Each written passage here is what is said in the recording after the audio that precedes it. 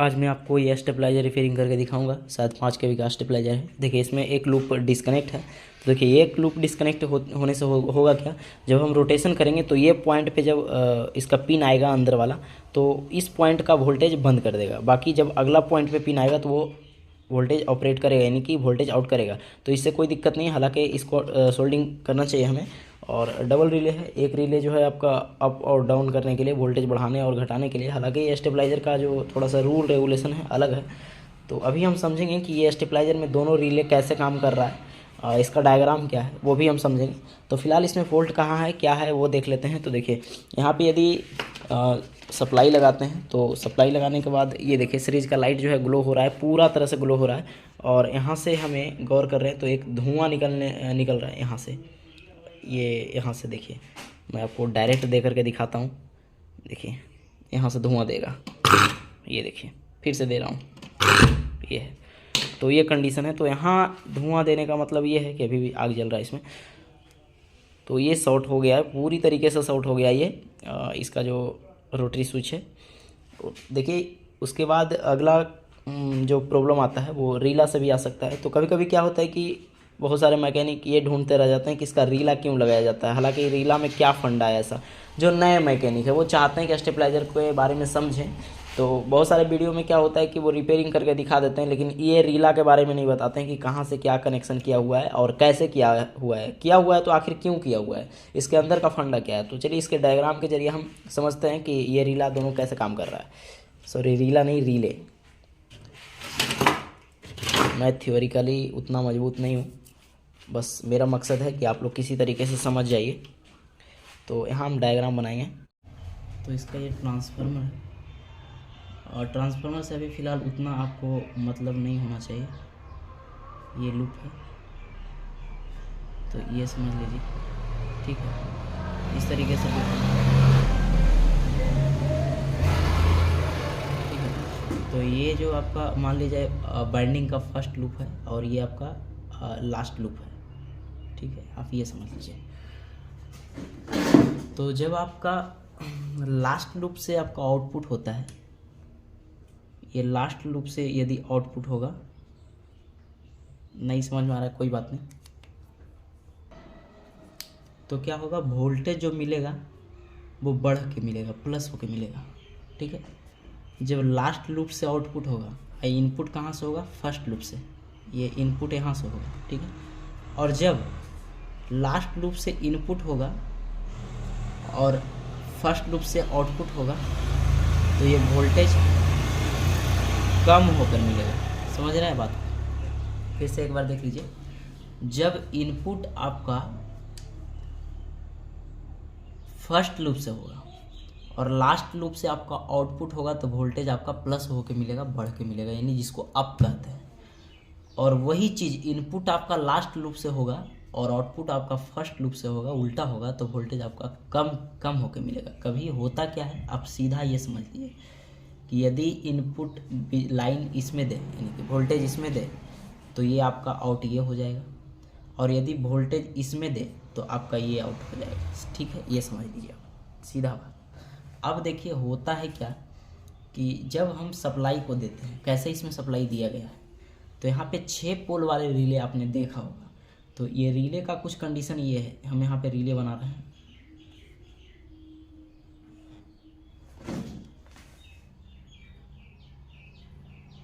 पूरे यूट्यूब पे ये नहीं कोई बताएगा आपको जो मैं बताने जा रहा हूँ, ठीक है। ठीक है, यहाँ से ये 2 लूप हो गया और ये 2 लूप, ठीक। ये 6 लूप का रिले है। बीच में आपको 12 वोल्ट का मिल जाएगा, तो उसको हम नहीं बनाए हैं 12 वोल्ट जिससे रिले ऑपरेट होगा। तो वहाँ पे वो पॉइंट छोड़कर हम बनाए हैं, यानी कि यदि हम 12 वोल्ट का भी पॉइंट जोड़ेंगे तो इसमें 8 लूप हो जाएगा। लेकिन ये 12 वोल्ट जो डीसी जा रहा है उसको हम अभी बंद किए, नहीं बनाए। तो होता क्या है, ऑलरेडी देखिए, ये जब रिले में 12 वोल्ट हम नहीं देते तो यहाँ से अंदर रिले का अंदर का सिस्टम हम बता रहे हैं। ये इससे और इससे, यानी कि इससे और यहाँ से ये इससे कनेक्ट रहता है, समझ रहे हैं आपको? ये पहला, दूसरा, तीसरा, चौथा और पांचवा, मतलब ये समझ लीजिए कि जब हम 12 वोल्ट इसमें नहीं दे रहे हैं तो ये जाकर के इससे कनेक्ट रहेगा और ये जाकर के इससे कनेक्ट रहेगा, ठीक है, अंदर वाले सिस्टम में। अब क्या है कि यहाँ पे हम यदि इनपुट दिए हैं, यहाँ पे सप्लाई दे दिए हैं इनपुट, ठीक है, वो कौन सा इनपुट, जो हम 220 वोल्ट देते हैं।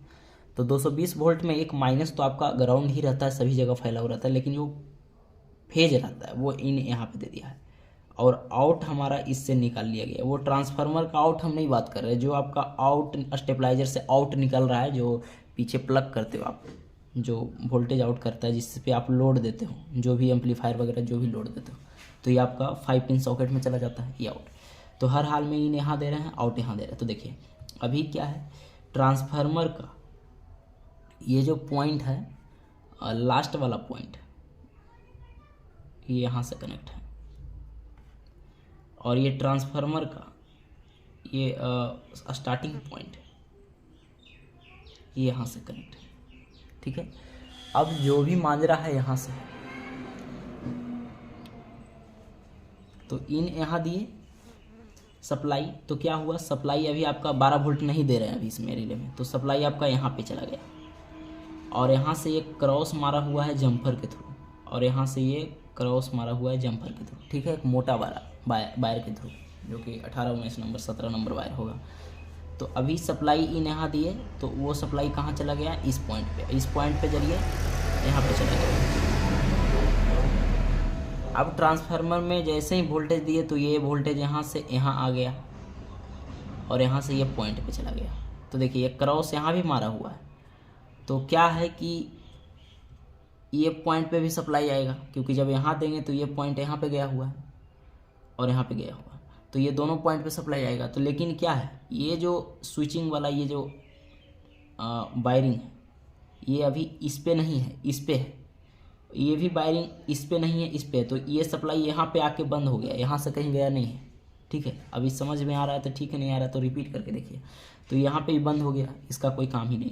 तो ये सप्लाई यहाँ पे इन दिए यहाँ, तो यहाँ पे आ गया, और यहाँ से जब सप्लाई ट्रांसफार्मर में गया है तो ये आउट लास्ट वाले पॉइंट से करेगा, ठीक है। अब लास्ट वाले पॉइंट से आउट करेगा तो वोल्टेज ज़्यादा आउट करेगा, अभी हम आपको बताएं। तो ये आउट किया है, तो ये देखिए ये यहाँ से ये आउट यहाँ पे आ जाएगा, तो यहाँ से ये लूप इस पे कनेक्ट नहीं है, ये बदलता रहता है, सप्लाई देंगे तो ये लूप यहाँ पे आ जाएगा, लेकिन अभी सप्लाई नहीं दी है तो यहाँ पे आके ये ड्रॉप हो गया। तो अभी सप्लाई आउट होके जो आ रहा है बस यहाँ पे आया हुआ है, यहाँ से ये जम्फर लगा हुआ है जो कि स्विचिंग वाला वायर है, वो यहाँ पे आ जाएगा, तो यहाँ से ये आउट कर देगा, ठीक है। अब देखिए जैसे ही इसमें हम 12 वोल्ट दे रहे हैं रिले में, तो ये क्या होगा, ये यहाँ से हट करके भैया ये लूप यहाँ से ये कनेक्ट हो जाएगा, और ये यहाँ से हट करके ये लूप यहाँ से कनेक्ट हो जाएगा, ठीक है, 12 वोल्ट देंगे तो अब देखिए इनपुट तो हर हाल में यही रहेगा आपका, सप्लाई इस पे आया हुआ है 220 वोल्ट फेज का, तो ये यहाँ पे गया, यहाँ से ये क्रॉस मारा हुआ है ऊपर से जो कि जम्फर हम मारे हैं, यहाँ पे गया, तो यहाँ से अब इन पॉइंट आपका ये हो गया, तो आउट ये हो जाएगा, ये आउट हो गया, तो इस पॉइंट पे आ गया, ये आउट हो गया जब हम 12 वोल्ट दे रहे थे। तो ये क्रॉस मारा हुआ यहाँ पे आया, यहाँ से ये जम्पर लगा हुआ है, जम्पर मतलब अंदर रिले का सिस्टम अंदर का है, तो यहाँ से ये आउट कर देगा, ठीक है। तो ये आउटपुट आपका डायरेक्ट 5 पिन सॉकेट में नहीं जा करके ये एक और रिले में चला गया है ऑटो कट करने के लिए। ऑटो कट करोगे तभी तो काम करेगा ये। तो अभी देखिए, क्योंकि ये तो इनपुट और आउटपुट आपको समझाए हैं, अभी आप समझिए ऑटो कट। ऑटो कट में क्या है, यहाँ पे एक और रिले बनाएंगे जो कि 3 लूप का होगा।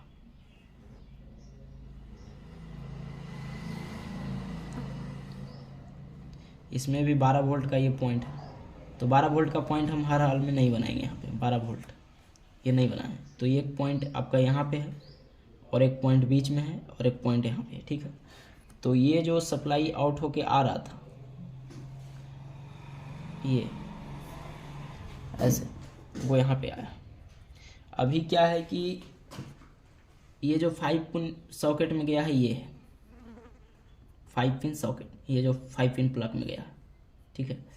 तो ये समझ लीजिए कि ये आउटपुट हो गया, मेन आउटपुट आपका ये हो गया, ठीक है। तो ये वोल्टेज हर हाल में यहाँ पे आएगा, और ये पॉइंट जो है ये ऑटो कट रेड लाइट के लिए है, ठीक है। और यहाँ से एक लूप निकलेगा जो ग्रीन लाइट के लिए होगा, ठीक है। अब देखिए जैसे ही 12 वोल्ट इस पर आएगा, तो ये अभी 12 वोल्ट इस पर नहीं दे रहे हैं, तो ये पॉइंट इससे कनेक्ट है, समझिए 12 वोल्ट इस पर नहीं दे रहा है रिले पर, तो ये पॉइंट इस पर कनेक्ट है। जैसे ही 12 वोल्ट इस पर आएगा तो ये पॉइंट हट करके यहाँ पे चला जाएगा, तो ये रेड लाइट जल जाएगा, हालांकि इस पर कोई कनेक्शन नहीं रहेगा। और जब 12 वोल्ट फिर से बंद होगा तो ये पॉइंट फिर से यहाँ से कनेक्ट हो जाएगा, ठीक है। अब ये 12 वोल्ट देने और ना देने का काम कौन करता है, तो यहाँ पे एक ऑटो कट मदरबोर्ड लगा हुआ होता है, वो करेगा। अब देखिए 12 वोल्ट इसको कैसे डिसाइड करता है कब देना है कब नहीं देना है, तो 12 वोल्ट का एक ट्रांसफार्मर लगा होता है।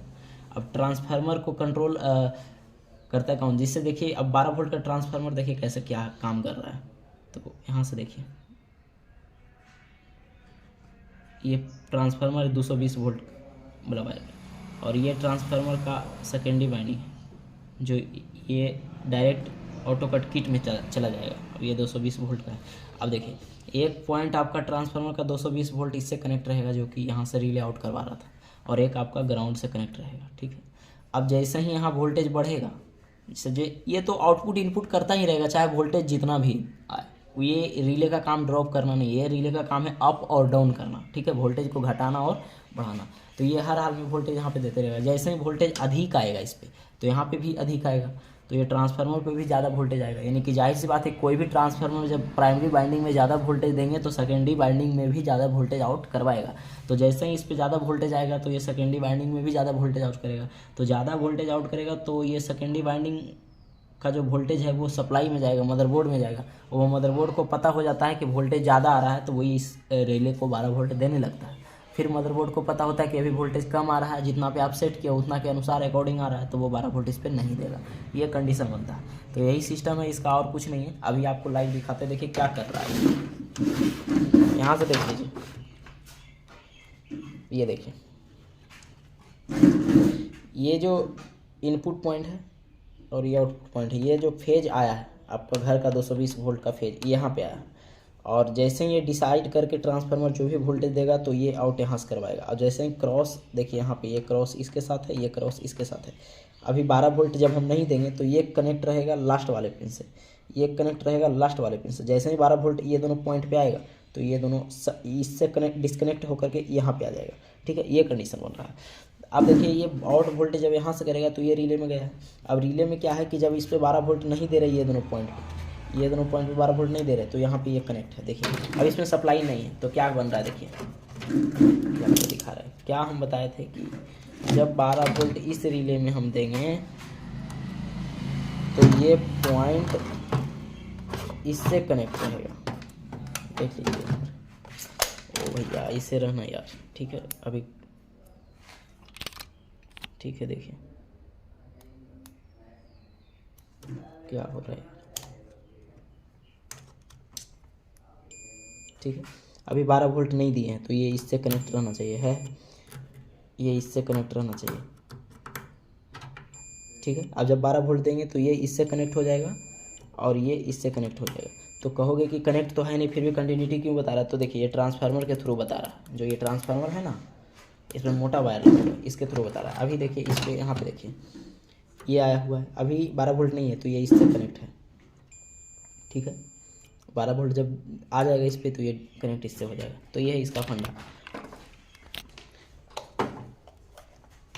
अभी जब ये जो आप न्यू रोटरी देख रहे हो, यहाँ से यदि आप देखोगे तो ये आपका पॉइंट जो है, यहाँ से ये पॉइंट ये कॉमन है, और यहाँ से ये 1 नंबर 2 नंबर 3 नंबर, तो कुछ इस तरीके से ये इसका में कनेक्शन होगा कि ये 1 नंबर का जो पिन है, ये ट्रांसफार्मर का जो लास्ट वाला पॉइंट है, यानी कि ये लास्ट वाला वो यहाँ पे कनेक्ट जाएगा। यानी कि ये उल्टा होता है, ये लास्ट वाला 1 नंबर में जाएगा, फिर सेकेंड लास्ट में ये 2 नंबर में जाएगा। इस तरीके से कनेक्शन इसका होगा। तो अभी हम इसको ये नया वाला 32 एम्पियर का था, तो ये 32 एम्पियर ही लगाएंगे हम, और लगा करके आपको इसको पूरा फिनिश करके आपको दिखाते हैं कि क्या ये फिर से धुआं देता है या फिर वर्किंग कंडीशन में आ जाता है। तो वीडियो में बने रहें। रोटेट स्विच बदलने के बाद यहाँ हम सीरीज में डाले हैं तो थोड़ा सा सीरीज ग्लो हुआ। और इधर आउटपुट इधर सप्लाई है, इधर एक पल के लिए देखिए तो 239 वोल्ट के आउट कर रहा है। इधर यहाँ पे वोल्ट मीटर भी शो कर रहा है, लेकिन अभी इसमें एक फॉल्ट ये है कि ये जो मदरबोर्ड है ये ऑटो कट नहीं करवा पा रहा है, हालांकि इसमें 12 वोल्ट नहीं दे पा रहा है, तो इसके जगह पे हम नया लगाएंगे। अभी क्या है कि हमें ये किट बदलने के बाद ये पूरी तरीके से ओके हो चुका है। और ये दोनों लूप जो देख पा रहे हो ये डिस्कनेक्ट है, ये दोनों 12 वोल्ट का शायद लूप निकाला होगा, तो अभी इसको नो कनेक्शन में है, इसको हटा करके अलग से एक नीचे ट्रांसफार्मर लगाया गया है ये रिले को ऑपरेट करने के लिए। तो बिप साउंड का जो बजर लगाया है ये रिले पे लगेगा, जो ऑटो कट रिले है, यानी कि जब भी ये इस पे 12 वोल्ट आएगा तो ये रिले वॉइस निकालने लगेगा। अब यहाँ पे जो सप्लाई दिया गया है वो ट्रांसफार्मर से नहीं दिया गया है, ये नीचे वाला ट्रांसफार्मर सिर्फ इसके लिए लगाया गया है। और इस रिले का जो सप्लाई है वो इस डायोड के जरिए आ रहा है, और जो कि ये डायोड पे सप्लाई आपका ये दोनों पे आ रहा है, ये दोनों से आ रहा है। देखिए ये दोनों में क्या है, दोनों लूप में सप्लाई है। इसमें यदि 190 वोल्ट है तो इसमें यानी 210 वोल्ट है, यानी दोनों का डिफरेंस कितना हो गया, 30 वोल्ट का डिफरेंस हो गया। तो यही 30 वोल्ट मैनेज करके ये डायोड डीसी बनाता है, जिसके ज़रिए ये ऑपरेट होता है। यानी कि यहाँ पे ऑलरेडी सप्लाई बनते रहता है, और इसको सप्लाई देने और नहीं देने का काम आपका ये डीपीडीटी स्विच करता है। यानी डीपीडीटी स्विच को आप जैसे ही नीचे को प्रेस करोगे तो ये दोनों जो डीपीडीटी स्विच में दोनों कनेक्शन किया गया है वो शॉर्ट हो जाएगा। शॉर्ट होने की वजह से यहाँ से ये इसको 12 वोल्ट प्रोवाइड हो जाएगा, यानी मिलने लगेगा। तो अभी इसका कंडीशन कुछ ये है, दिखाता हूँ मैं। इसको अभी हम सीरीज में डालेंगे, ये हमारा इससे कनेक्ट किए हैं पीछे कनेक्टर से, ये इनपुट है और ये इसका आउटपुट है। और सीरीज में डालने के बाद देखिए थोड़ा सा आवाज़ आया है कट का, तो ये रिले ऑन होने का वॉइस है। तो यहाँ पे 200 वोल्ट बना रहा है, हालांकि इसको हम रोटेट करेंगे तो देखिए क्या डिफरेंस हो रहा है वोल्टेज में, देखिए। तो ये है, अभी इसको हम क्या करेंगे, अप करते हैं। अप करने के बाद देखते हैं क्या कंडीशन है। तो देखिए जैसा कि 300 वोल्ट पे इसको हम अप किए हैं, तो ये जैसे ही ऑटो कट होता है तो ये बिप साउंड का नॉइस निकालने लगता है। तो ये इसका कंडीशन है। इस तरीके से आप किसी भी स्टेबलाइजर को ट्रेस करके आप रिपेयरिंग कर सकते हो। यदि आपको इसमें और कुछ नॉलेज चाहिए तो कमेंट कर सकते हैं, नहीं तो लाइव में आप जुड़ सकते हैं। लाइव में आपका पूरा बातों को बताया जाता है किस तरीके से सोल्यूशन होगा, क्या है क्या नहीं है, क्योंकि हर सवाल का जवाब हम कमेंट में नहीं दे सकते हैं।